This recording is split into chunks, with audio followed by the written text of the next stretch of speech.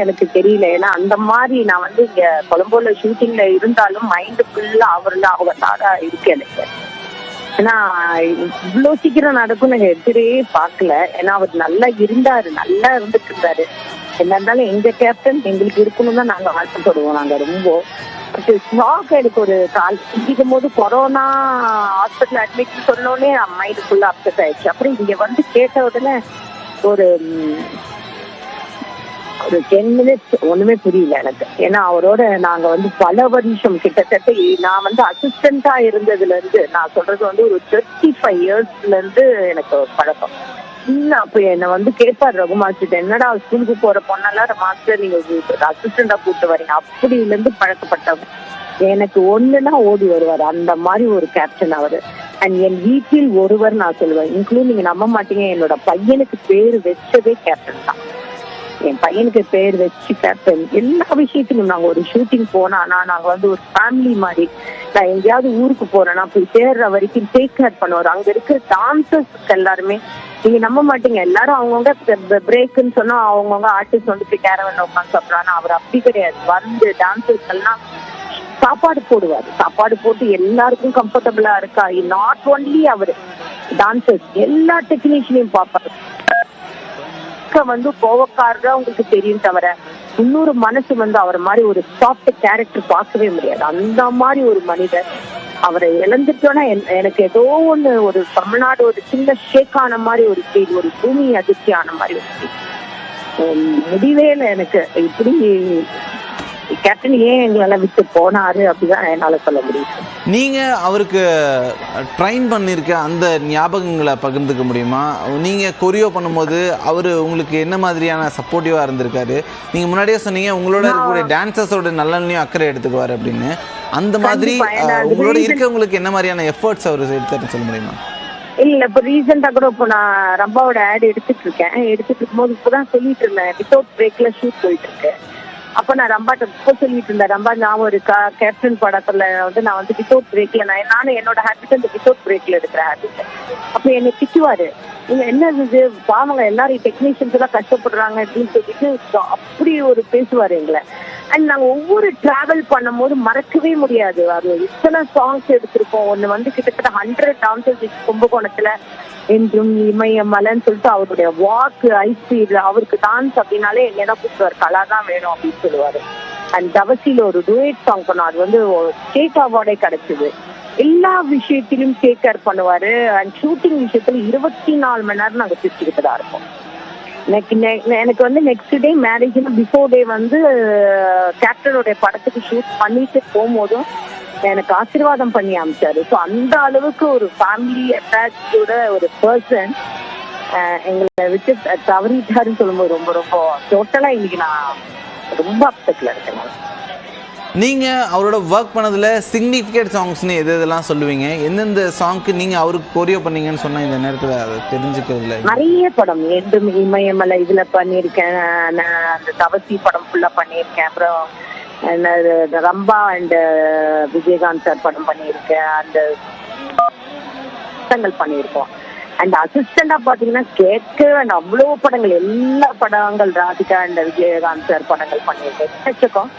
And shows, நீங்க shows பாத்தீங்கன்னா நடிகர் சங்க ஷோக்கு வந்து ஒரே பிடிவாதம் பண்ண 20 நாள்ல 40 சாங் கம்போஸ் பண்றதுக்கு கலாவால தான் முடியும்னு என்ன அப்பாயின்மெண்ட் பண்ணி எல்லா ஒரு இதா இருந்தாலும் எனக்கு அவ்வளவு சப்போர்ட்டிவா மறக்கவே முடியாது. அந்த மாதிரி ஷோ வரவும் வராது. அந்த மாதிரி இந்த ஒன் மேன் ஷோ அவர் வந்து அத்தனை இதையும் ஒரு கைக்குள்ள கொண்டு வருவார். அன்பாலையும் பாசத்தாலையும் அடக்குவார். அந்த மாதிரி ஷோஸ்ல எல்லாம் நாங்க அப்படி சிரிப்போம்.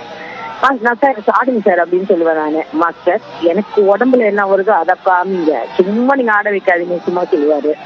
அண்ட் ஒரு மூமெண்ட்டை கூட நீங்க நம்ப மாட்டீங்க, மாஸ்டர்ன்னு சொல்ல மாட்டேன், நான் ட்ரை பண்றேன். நீங்க தவசியில் அந்த பாட்டு வந்து ஸ்டேட் அவார்டு கிடைச்சதால அவ்வளவு அழகா ஆடி இருப்பாரு அந்த மனுஷன். மறக்கவே மாட்டேன் நானு. சௌந்தர்யா வந்து டைம் லேட்டா அவங்க வேற ஷூட்டிங் போறதுனால அதுக்கும் வெயிட் பண்ணி எங்களுக்கு லொகேஷன் மாத்தி, ஐயோ ஷூட்டிங் அனுபவம் சொல்லிட்டு போயிட்டே இருக்கலாம். ஏன்னா அவ்வளோ அனுபவங்கள். நைட் ஷூட் முடிஞ்சிச்சுன்னா ஜனங்கள் எல்லாம் வேனா வருவாங்க அவரோட போட்டோ எடுக்க. நைட் மிட் நைட் வரைக்கும் ஒவ்வொருத்தரா நிக்க வச்சு போட்டோ எடுப்பாரு. அந்த மாதிரி ஒரு பொறுமையான பர்சனை நான் பார்த்ததே கிடையாது. நீங்க 2 பேரும் பணியாற்றினதுல ரொம்ப குறிப்பா மக்களுக்கு நினைவு இருக்கக்கூடிய ஒரு விஷயம், இந்த சிங்கப்பூர் மலேசியால நடைபெற்ற நட்சத்திர கலை விழா. அதற்கு முன்னாடி தமிழகம் வந்து அப்படி ஒரு நட்சத்திர கலை விழாவை பார்த்ததே கிடையாது. நடிகர் சங்கத்துடைய கடனை அடைக்கிறதுக்காக அப்படி ஒரு விழா பண்ணாங்க. அந்த விழாவுடைய பிரம்மாண்டமும் அந்த விழாவில் நீங்க பண்ணியிருந்த அந்த கொரியோவும் வந்து பயங்கரமா இருக்கும். அந்த விழாவுக்கான ஏற்பாடுகள், அதை அவர் நடத்திய அந்த ஆளுமை பத்தி எங்களோட பகிர்ந்துக்க முடியுமா? ஐயோ, நாங்க காலையில ரிஹர்சல் பண்ணுவோம் சார். காலையில ரிஹர்சல் பண்ணிட்டா சாயங்காலம் ஆபீஸ்ல போய் உட்காருவோம். Napoleon sir, Vijayakanth sir, Radharavi sir and வந்து மற்ற டைரக்டர்ஸ் எல்லாம் இருப்பாங்க. ஒண்ணுமே கேட்க மாட்டாரு. மாஸ்டர் சொல்லுங்க, வேற யாரும் ஆர்டிஸ்ட் வேணும். பிரபுதேவா இது வரைக்கும் அப்போ ஸ்டேஜ்ல டான்ஸ் பண்ண மாட்டாரு. அப்போ நான் பிரபுதேவா ஆட வைக்கணுமே மாஸ்டர், நீங்க பேசுங்க மாஸ்டர். பிரபுட்ட பேசி பிரபுவும் வடிவேல் சாரும் டான்ஸ் பண்ண வச்சோம். அதாவது என்னெல்லாம் இல்லையோ அதெல்லாமே பண்ண. அதே மாதிரி கமல் சார், ரஜினி சார் அவ்வளவு அழகா ஹேண்டில் பண்ணி கூட்டிட்டு வந்து அந்த நீங்க சொன்ன மாதிரி அந்த மாதிரி ஷோ இனிமேல் வருமா கூட தெரியாது. அதே மாதிரி எல்லாருமே அவரை நீங்க அந்த ஒரு ஃபிளைட் போர்ஷன் இருக்கு ரீசெண்டா கூட எனக்கு ரொம்ப அனுப்பிச்சிருந்தா. ஃபிளைட்ல எல்லா ஆர்டிஸ்டும் உட்காந்துட்டு அவர் ஒரு ரன் பாக்குறாரு, எல்லாரும் கம்ஃபர்டபுளா இருக்கீங்களா. எல்லாருமே எக்கனாமில தான் போனோம். ஹோல் ஆர்டிஸ்ட் எக்கனாமில தான் போயிட்டு கமல் சார்ல இருந்து ரஜினி சார்ல இருந்து அப்பாஸ்ல இருந்து அவர் வந்து என்ன வேணும் ஏது வேணும் அப்படி வந்து அவ்வளவு அக்கறை எடுத்தார். அங்க ஷூட்டிங் போனா கூட, அங்க ஷோக்கு போனா கூட டான்ஸ் பக்கம் எங்கிட்ட வரவே மாட்டாரு. மாஸ்டர் பார்த்துப்பாங்க, மாஸ்டர் எல்லாமே டேக் கேர் பண்ணிப்பாங்க. ஏதாவது இருந்தாதான் சொல்லுவார். அந்த அவரை மாதிரி அதான் அவர் சொல்றேன். நன்றி மேம், நன்றி. உங்களுடைய இணைப்புக்கு வந்து உங்களுடைய நினைவுகள் நீங்க பகிர்ந்துக்கிட்டீங்க. எங்களுடைய நினைவு நிச்சயமா விஜயகாந்த் அவர்களோடு நடைபெற்ற அந்த நட்சத்திர கலை விழா அப்படின்றது மறக்க முடியாது. ஒட்டுமொத்த தமிழகத்துக்குமே வந்து அந்த நட்சத்திர கலை விழா மறக்க முடியாத ஒன்று. ஏன்னா அதுக்கு முன்னாடி அப்படி ஒரு கலை விழாவை பார்த்ததே இல்லை. நடிகர் சங்கத்துடைய கடனை அடைக்கணும் அப்படின்றதுக்காக எல்லா நடிகர்களையும், தமிழ் சினிமாவையே ஒட்டுமொத்தமாக மலேசியா கூட்டு போனார்.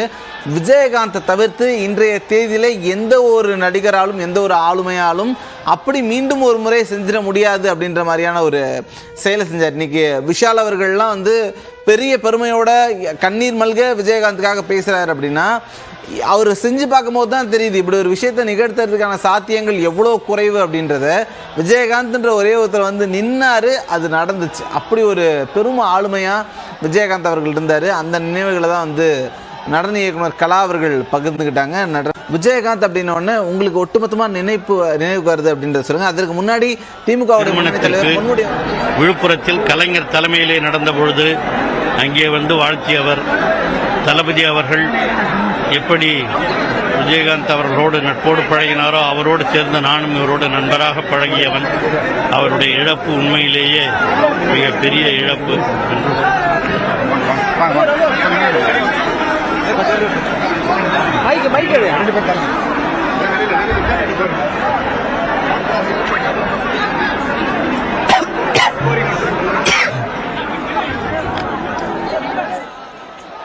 முன்னாள் அமைச்சர் பொன்முடி அவர்கள் திமுகவுடனான நட்பு என்ன அப்படின்றத சொல்றதை கேட்டோம்.